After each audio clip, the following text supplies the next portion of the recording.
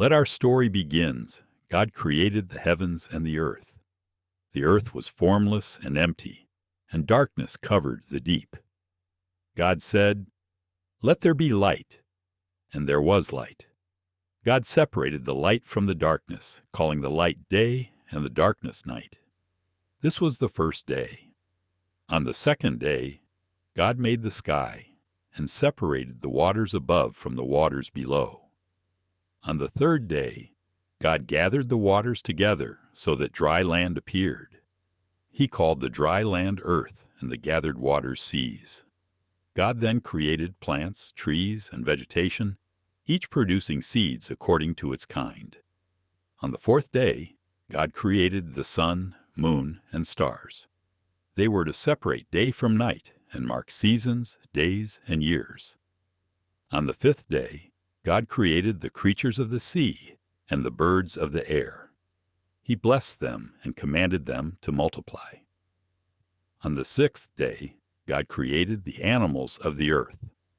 God thought, let's create mankind in our own image and give them authority over the earth and its living creatures. God saw everything he had made, and it was very good. On the seventh day, God finished his work and rested. He blessed the seventh day and made it holy.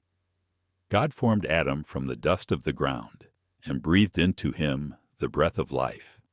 Adam became a living being. God planted a garden in Eden and placed Adam there. In the garden were many trees, including the tree of life and the tree of the knowledge of good and evil.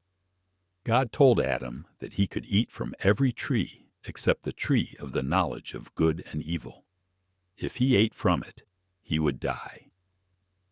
Seeing that Adam was alone, God brought the animals to him to be named and then thought, "It is not good that the man should be alone." So God caused Adam to fall into a deep sleep.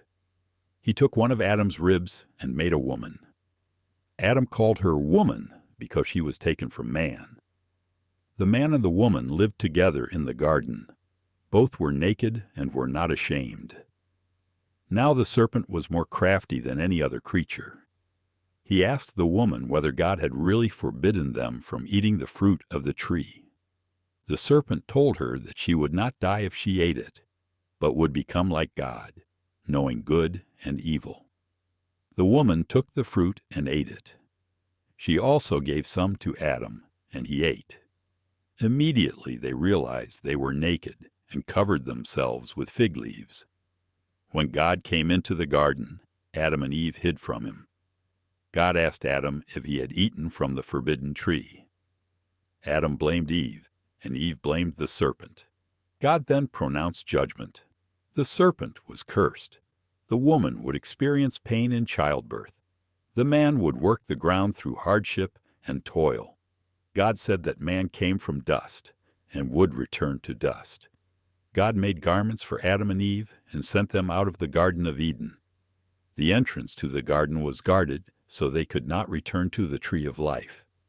Later, Adam and Eve had two sons, Cain and Abel. Cain worked the ground, and Abel cared for sheep. Both brought offerings to God. Cain brought fruit of the ground, but Abel brought firstlings of flock, their fat portions. God accepted Abel's offering, but not Cain's. Cain became angry and jealous. God warned him to master the sin that was waiting at his door.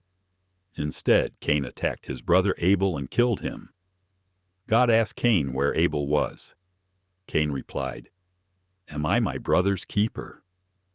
Because of his actions, Cain was cursed and became a wanderer on the earth. Cain later settled in the land of Nod and had descendants. His family became known for building cities, raising livestock, making music, and creating tools. Adam and Eve later had another son named Seth. Through Seth's family line, people began to call upon the name of the Lord. The generations continued from Seth to Enosh, Kenan, Mahalalel, Jared, Enoch, Methuselah, Lamech, and finally Noah. Enoch walked faithfully with God, and God took him away. Methuselah lived longer than any other man recorded in Scripture. Lamech became the father of Noah. Noah would later play an important role in God's plan. After Noah was 500 years old, he became the father of Shem, Ham, and Japheth.